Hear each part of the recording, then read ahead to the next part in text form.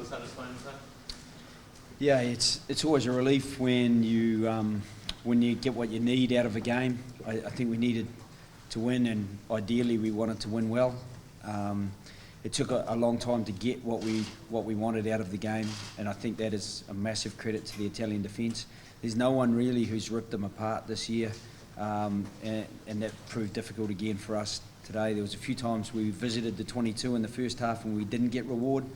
I thought it was a nice little set play that the magician managed to get the ball out nicely, perfectly timed, and set up for Johnny to get the space to get the 7-0. And then we put a lot of pressure on and didn't get the reward. But the one thing we felt at half time was if we could maintain that intensity and that pressure, then the cracks would have to appear.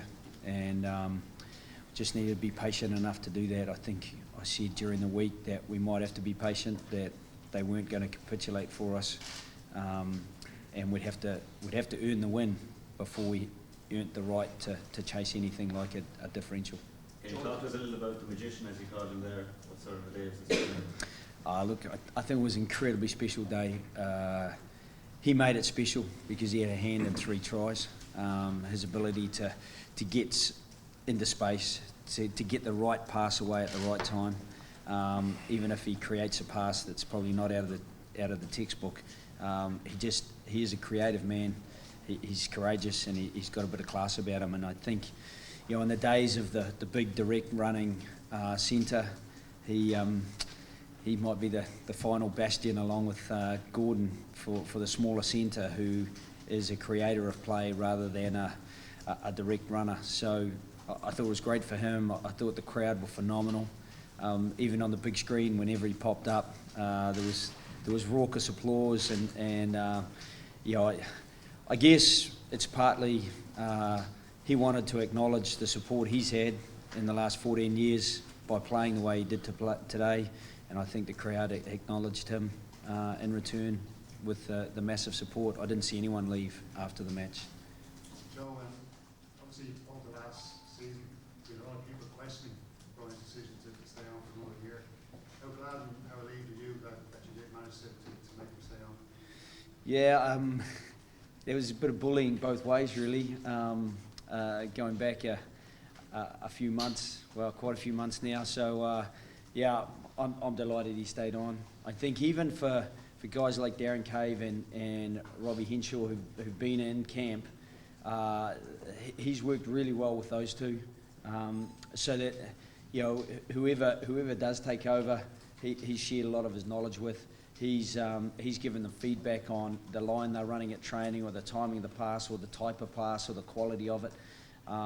So I think even in that context, he's been generous to a fault, and as I said, I think he was pretty generous in his performance today. He threw himself into a ruck to get a turnover at one stage, which showed all that courage and fighting spirit that he's renowned for. Paul, is that one of the more physical battles you've had with Italy around the years?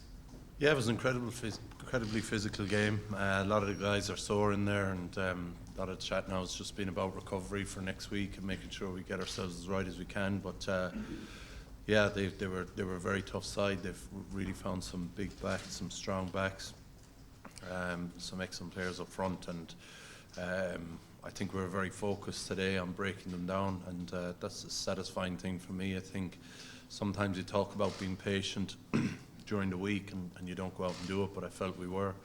I felt we were just focused on each play and trying to get the best out of each play, and whatever happened after that happened, and I think a lot of that paid off in the second half. Joe, any injury update for us? Any injury update, Joe? Yeah, really there's bumps and bruises. A lot of the substitutions were tactical. Conor Murray he got a bit of a ding, and he'd been a little bit unwell overnight. He vomited yesterday evening, and he had no temperature. He seemed fully fit, and I think just with Conor, he felt that once he got that ding, he went up to take a high ball, I don't know if you remember, just on the near side touch, and he got a real ding in the ribs, and then he just felt like he was really jaded. And so we think Owen Redden's been in very good form, and we wanted to play with a lot of tempo, and we felt that we'd get Owen on, and I think he did well in his place. So be really confident that Conor Murray's fine. I think everyone else came through fine. Drico we got him off just to kind of look after him for next week. Paul O'Connell had a little bit of cramp at the end, and we said that maybe we should sub him, but we had no one left. So